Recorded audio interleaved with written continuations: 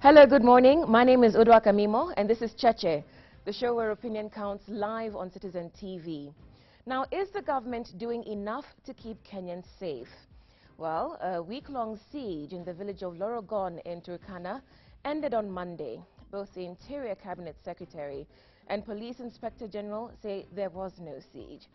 Whatever the case, it's the latest in a string of incidents that have Kenyans concerned about their security or lack of it. In response to that concern, refugees in the country have been ordered to return home. A neighborhood watch initiative known as Nyumba Kumi has been announced. So too has a rapid response initiative. And police officers will be vetted from next month. But is this enough? Well, today's guest has some experience with these matters.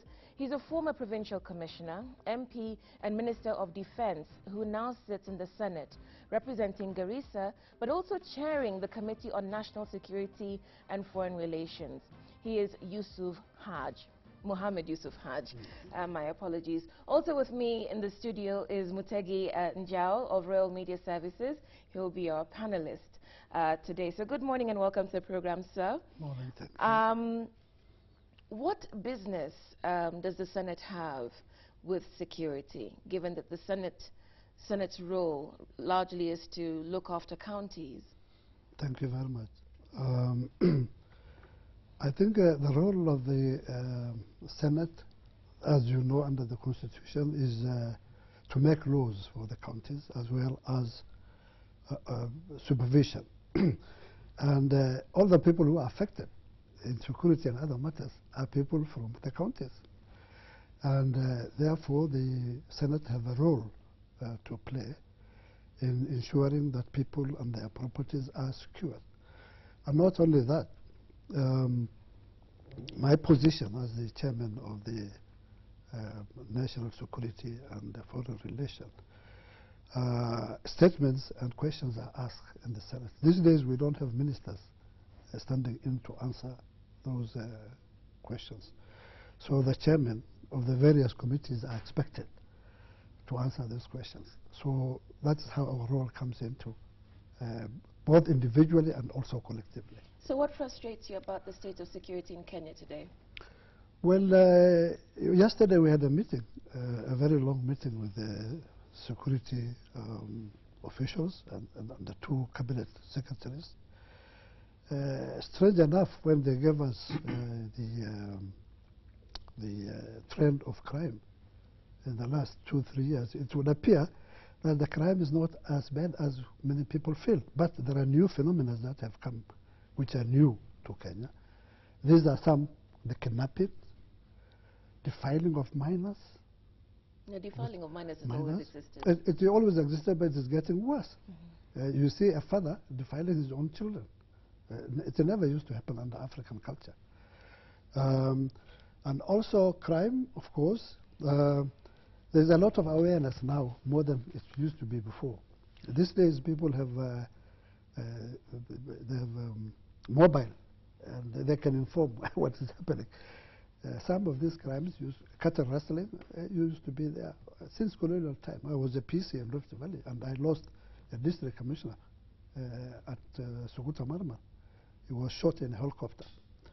So a lot of awareness is there now, more than it used to be before. So what you're telling us, if I understand you correctly, is that it's not necessarily that crime in Kenya has increased. It's that our awareness through technology has increased. Most likely. That is what, because when we all used to think that actually it is increasing, because there's a lot of reporting of incidents. But when we were given statistics, it shows that it's not as bad as we think. What statistics were you given? Now, we were given the number of road accidents that happened in 2009 up to 2011, the number of murder that has taken place, the number of robbery that took place, so on and so forth. Yeah. But if you consider what has happened to that place in, between the Turkana and the Pokot, where a village has been marooned for 7 days, and the Inspector General of Police and the spokesman tried to tell us it's not as bad as that. Yes. And they then take a helicopter there with the GSU. Yes. Surely, if you are living in London or in America or anywhere, and you read that a village in Kenya has been marooned by ethnic armed attackers, you think that this country is a banana republic, despite the statistics. Yes. That is horrible. Yes. I quite agree with you. If that is true, as it's being said. It is not. Yes. That's not because of awareness. Yes. It happened. Yes. Well, I mean, you ask them, they say it didn't happen. Even the member, the senator from Pokot, who was very vocal on this issue, was with us in the meeting yesterday, and he denied that there was any siege that has taken place.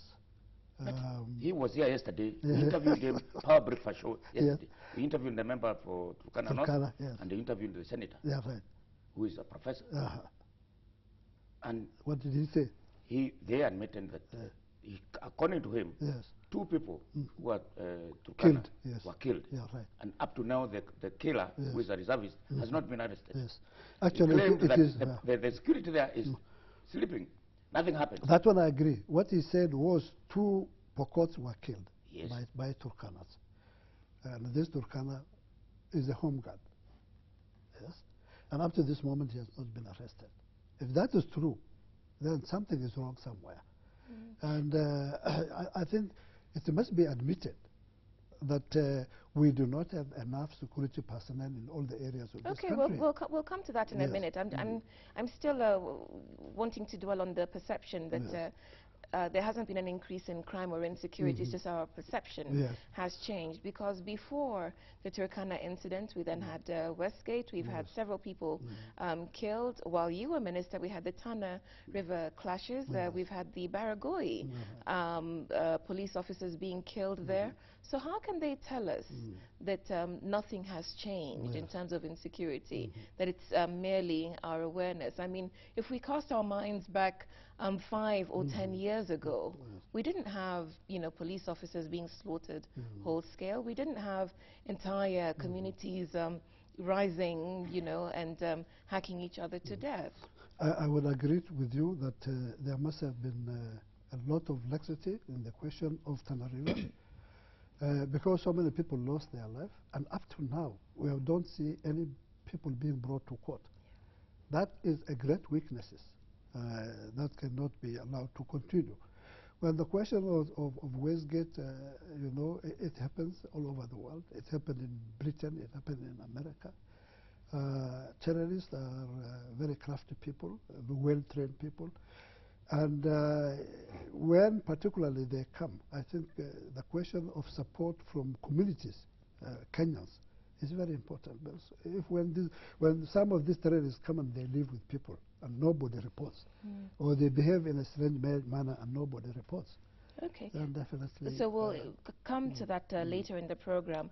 But staying on the national security as we see it, because you engaged with the officials yesterday, do you think that we have the right people in charge of our safety? Well, I will say they are the right people. They are Kenyans. They have been trained. But there could be... Who has been trained? Who have been trained? Who has been trained? They have all been trained. Really? Yes, they have all been trained. In they have gone through the training colleges at Kiganjo with their police. APs went through the training at Embakasi. But Kenyans are also becoming sophisticated. And it's not strange. In UK, the other day, three women were being held for 30 years. Okay. But we're talking about the Kenyan situation. Yes. So do we have the right people in charge? Not the foot soldiers. I'm talking about the leaders. Yes. Well, I cannot judge because I know them, that they have been trained, that they have been interviewed by the Public Service Commission, and they were found fit when they were appointed.